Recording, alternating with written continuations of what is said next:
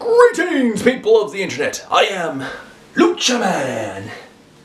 Welcome to LUCHA MAN Reviews. We apologize for the late and lack of content on this channel, but things have been busy, blah, blah, blah. Anyway, today's episode is special because I'm reviewing not one, not two, but three, count them, three different episodes. Three different shows. Yeah, three different shows, different animation style, aimed at different demographics, different age groups, different networks, but all on the same channel. Huh? How's that possible? Well, you're about to find out.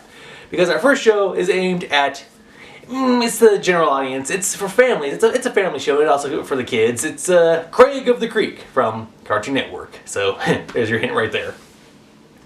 Craig of the Creek stars Craig, JP, and Kelsey. Three kids who are having fun and adventures, sometimes using their imaginations, getting into crazy situations. As they hang out at the creek or with their family and other friends and with various nemesis. It's a good show. I like it. It reminds me a little bit of Ed, Edd n Eddy. It has some elements of Codename Kids Next Door thrown in there, and I think I've maybe only seen one episode of Clarence, so I can't really say for sure if it would have some tie-in connectivity. So if anyone has seen the show, maybe and can say yay or nay otherwise, comment section below would be appreciated. Thank you very much. The animation style is pretty good, and I like how each episode is basically just a one-off, self-contained little adventure within that episode. I could see this show running for more than just one season.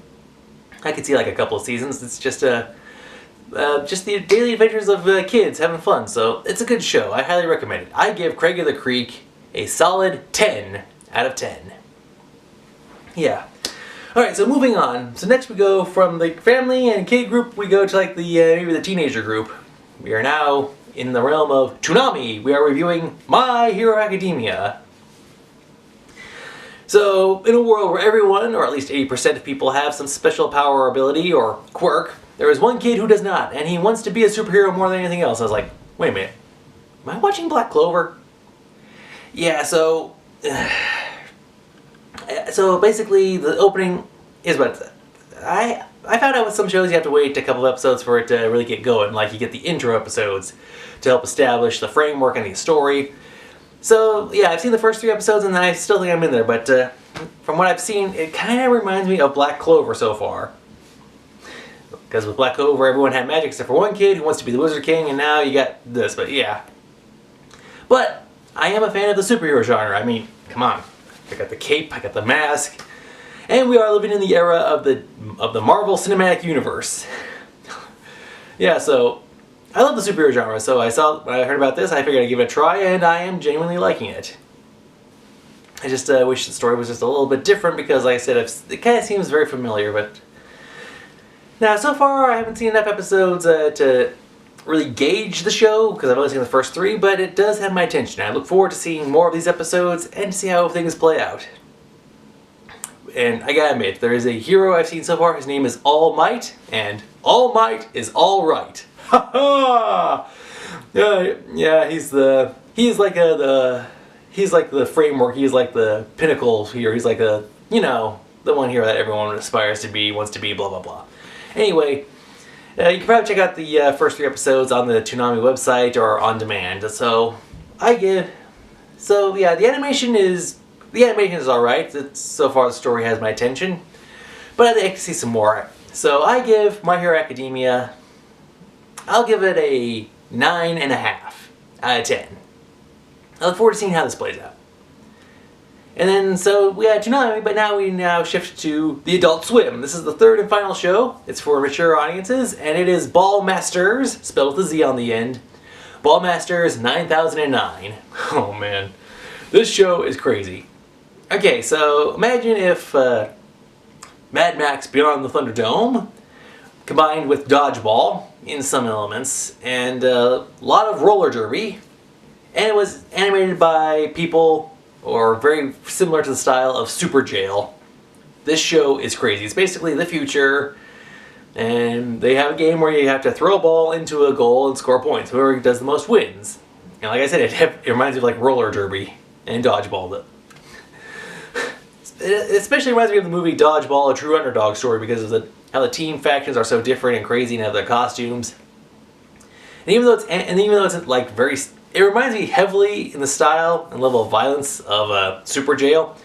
Yeah, this show is definitely not for the kids. There's foul language, there's suggestive themes, there's use of alcohol and cigarettes and stuff, and swearing, violence, so yeah, so definitely not for the kiddos.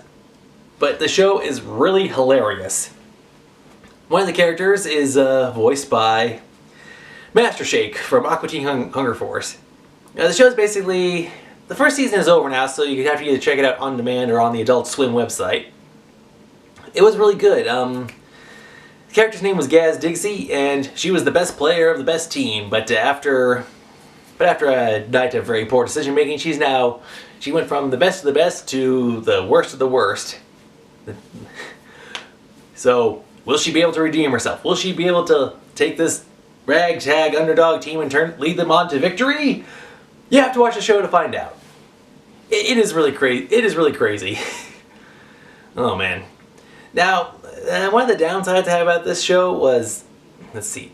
I liked how they aired 2 episodes back to back because it was like an 11-minute segment, so we got the, half-hour thing, but so it ended really quickly.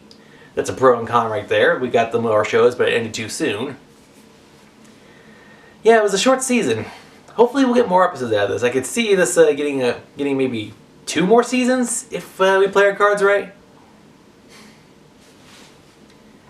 Let's see, another downside was I actually had to switch on some of the closed captioning because either people were talking, either there was too much noise, so I was having trouble making out what they were hearing what they were saying, or like there's this one character you will recognize who talks like incredibly fast.